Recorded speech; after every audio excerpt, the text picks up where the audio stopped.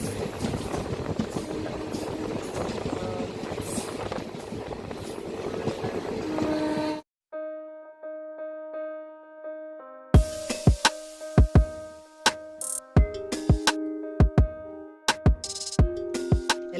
ഇന്ദ്രിത് മീഡിയയുടെ മറ്റൊരു പുതിയ വീഡിയോയിലേക്ക് സ്വാഗതം.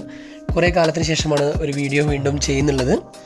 ഇപ്രാവശ്യത്തെ ഈ വീഡിയോ എന്ന് പറയുന്നത് നമ്മുടെ കൂർഗ് നാഗരഹൊളെ വയനാട് ട്രിപ്പാണ്. നമ്മൾ പോകാൻ വേണ്ടി ലൊക്കേഷനൊക്കെ സെറ്റാക്കിയിട്ടുണ്ട്. കൂർഗിലെത്താറായി. ഉച്ചയ്ക്ക് നാട്ടിൽ നിന്ന് വിട്ടിട്ട് രാത്രി കൂർഗിലെത്തി. അപ്പോൾ അവിടെ രാവിലെ അവിടെ നിന്ന് പിറ്റേന്നാൾ രാവിലെ അവിടെ എത്തിയിട്ട് ഞങ്ങൾ സ്റ്റേ ചെയ്തിട്ട് അവിടെ നിന്നൊരു ഹോട്ടലിൽ റോഡ് സൈഡ് കാണുന്ന നാഗരഹൊളെ റൂട്ട് പിടിച്ചിട്ട് റോഡ് സൈഡ് കാണുന്നൊരു ഹോട്ടലിൽ കയറിയിട്ട് അവിടെ നിന്ന് ചായയൊക്കെ കുടിച്ചു. അപ്പോൾ അങ്ങനെ യാത്ര തുടങ്ങാൻ പോവുകയാണ്.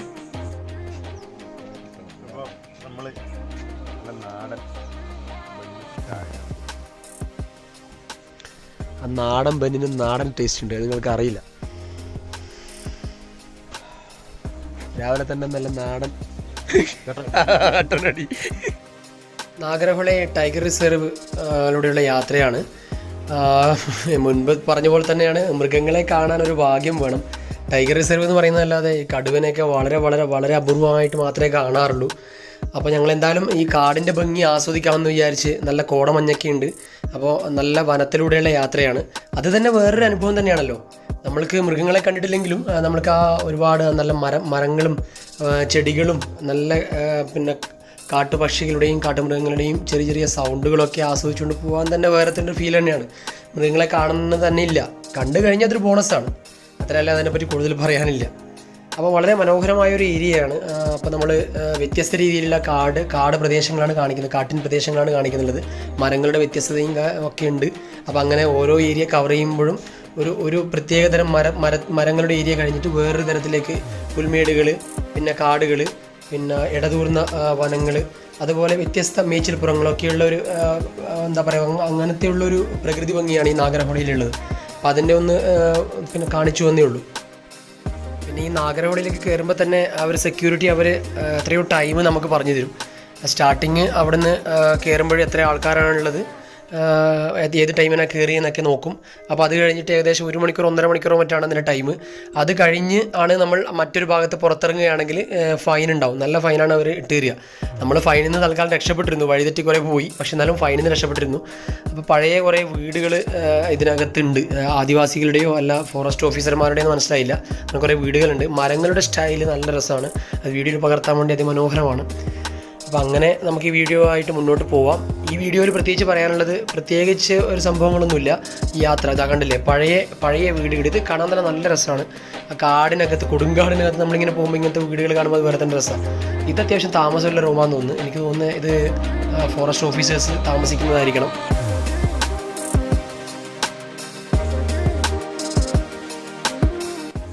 കുറച്ചും കൂടി മുന്നോട്ട് പോകുമ്പോൾ നമ്മൾക്ക് വഴിതെറ്റി ഇടത്തോട്ടാണോ വലത്തോട്ടാണോ പോകണമെന്ന് അറിയില്ല. അപ്പോൾ അവിടത്തേക്ക് ഇതാ നമ്മുടെ ഇതിൻ്റെ പേരെന്താണെന്ന് അറിയില്ല. ഈ കുരങ്ങിൻ്റെ ഒരു പ്രതികരം കുരങ്ങാണ്, സിംഹവാലനല്ല. നല്ല ഈ കുരങ്ങിൻ്റെ വീഡിയോ ഇതിന് മുമ്പ് ഞാൻ പിടിച്ചിട്ടുണ്ടായിരുന്നു. അപ്പോൾ അങ്ങനെ കുരങ്ങനെ കണ്ടു. പിന്നെ കണ്ട മൃഗങ്ങളെന്ന് വെച്ച് കഴിഞ്ഞാൽ കുരങ്ങൻ, മാൻകൂട്ടങ്ങൾ ഇഷ്ടം പോലെ ഉണ്ട്.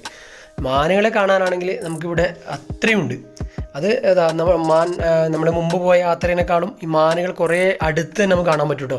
വലിയ പേടിയൊന്നുമില്ല മാനുകൾക്ക്, വണ്ടി നിർത്തിയാൽ അവ മൂവ് ചെയ്യുന്നൊന്നുമില്ല. അപ്പോൾ അതുകൊണ്ട് നന്നായിട്ട് പകർത്താൻ വേണ്ടി പറ്റും മാനുകളെ. ഇതൊരു മാൻ പുല്ല് മേഞ്ഞ് നിൽക്കുകയാണ്.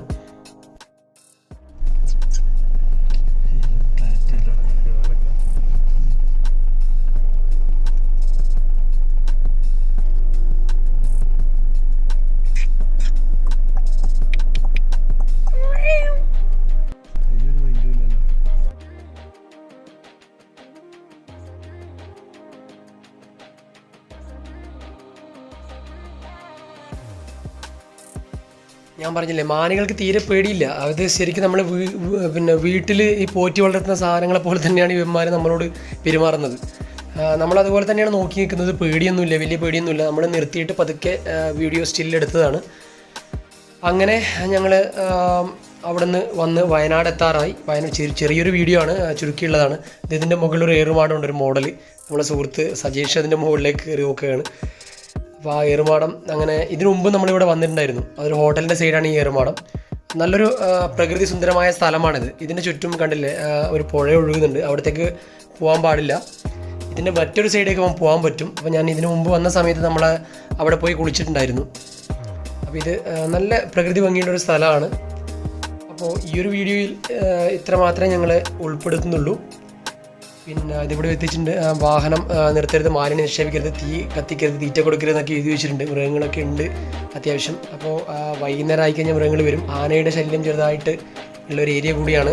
നമ്മൾ കേരളത്തിലേക്ക് എത്തി കേട്ടോ. നേരത്തെ കണ്ട കൊടക് നഗരഹോളയാണ്, ഇപ്പോൾ കേരളത്തിലേക്ക് എത്തി. എന്തായാലും ഇതിൻ്റെ തുടർച്ചയായിട്ടുള്ള നമ്മുടെ ഈ യാത്രയുടെ ഇത് തുടക്കമാണ്. മറ്റു വീഡിയോകൾ ഉണ്ടാകും. മറ്റൊരു വീഡിയോയുമായി നമുക്ക് വീണ്ടും കാണാം. അതുവരേക്കും സൈനിങ് ഔട്ട് ഇന്ദ്രിത്.